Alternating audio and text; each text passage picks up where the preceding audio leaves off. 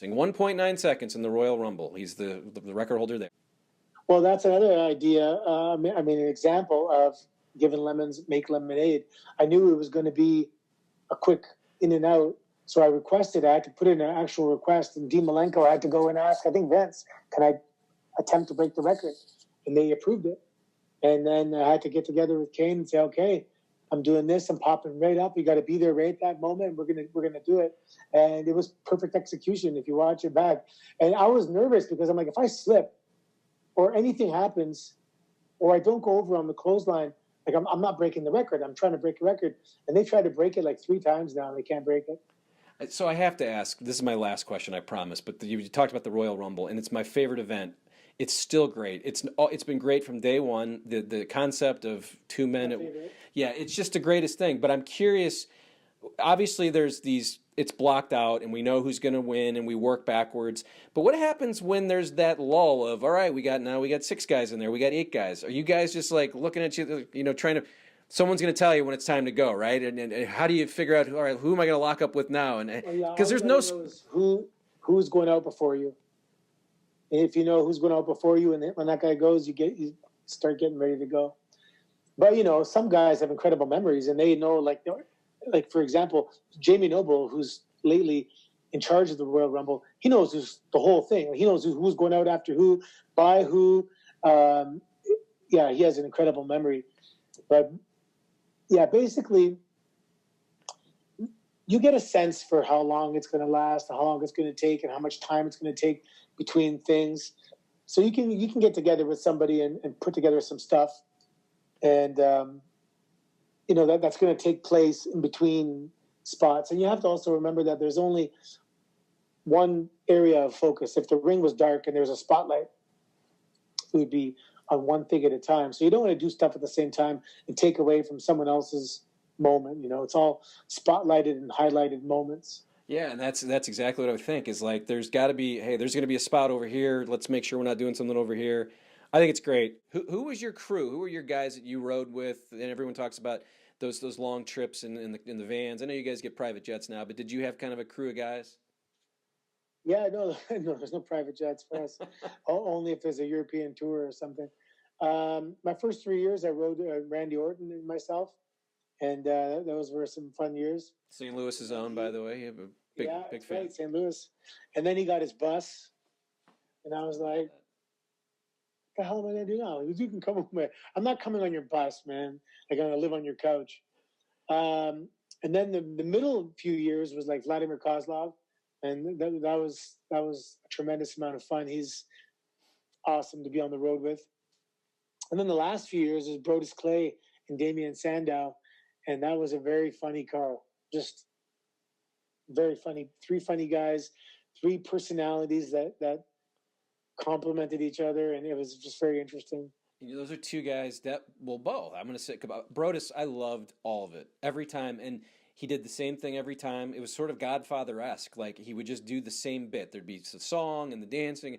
And I was like, I could watch this every night. And we became fans of that. And I was mad that went away so fast. Same thing, obviously, with Sandow. He was doing a Mizdow thing, and it's so hard, right? He's so talented. It's crazy. Both guys are super talented. And Brodus is like, he's a monster, man. This guy's like a 500-pound bencher.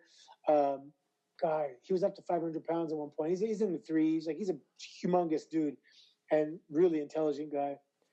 Vince McMahon, he seemed to embrace his character, right? How much did you get from Vince as this thing was getting big for you? Was he kind of always? I didn't. I always wished I had more interaction with Vince. I'm a huge Vince fan, like as a man, and as an alpha male, and as a workaholic, and as a person that can delegate and run the ship, and he's the captain of the ship. Especially after going into business for myself, I realized, man, this guy's amazing. I love Vince McMahon. I wish he knew. I wish I had a chance to sit down and say, you have no idea how much of a positive influence you've been on me, just watching you do your thing. And but once in a while, if I knocked on the door, again, it was always so well received. And he's welcoming, and he turns around, glasses off, and he looks you in the eye, and it's, man, I love Vince. He's awesome, man. Yeah. Do you have a favorite rib that you'd like to share with us here? I know that people, in baseball we call them pranks, but they call it a rib in wrestling. There's obviously happening all the time. Do you have one that sticks out that you always say, oh, that's one of my favorites? Oh man, You and Cody got into one, I think, right? But I don't know if that was an actual rib with the weight loss was thing. that? Wasn't there a weight loss type thing? You two were kind of getting into it with each other. Oh yeah, well that started as a. What did I do? It's something about I put a cupcake on his bag, and then he put a cupcake in my bag, and I was pissed because it was Europe.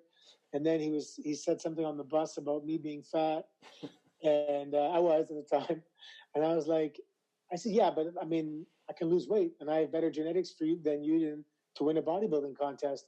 And he thought like it was the most outrageous comment he's ever heard in his life. And this was on a November European tour. And we kind of made this bet, and we were drinking, we shook hands on it. Now we had to stick to it. And the bet was at WrestleMania, we're going to have a one-on-one bodybuilding showdown. And I remember I took it serious because there was like prizes involved. There's a 10-foot trophy. Rey Mysterio donated a mask. Jericho was donating something else. John Morrison donated something else. And it was called Muscle. It took on a life of its own. And Cena made shirts. It was called Muscle Mania.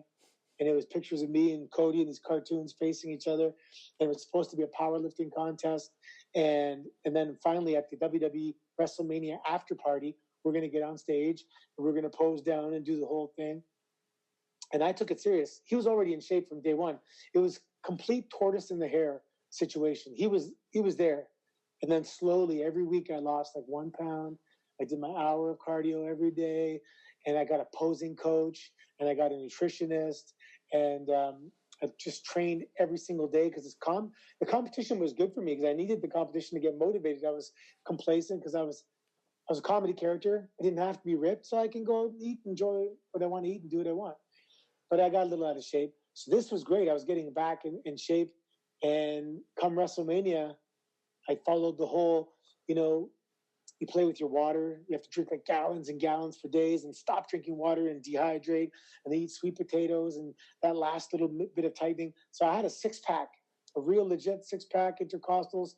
I was shredded for like 48 hours and I beat him in the competition. And I think he hates me a little bit inside to this day.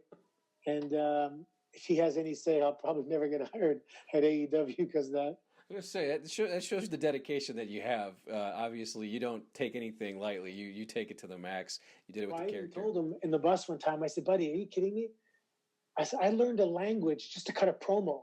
Imagine what I'm going to do to win this competition. And yeah, I did a lot. Yeah.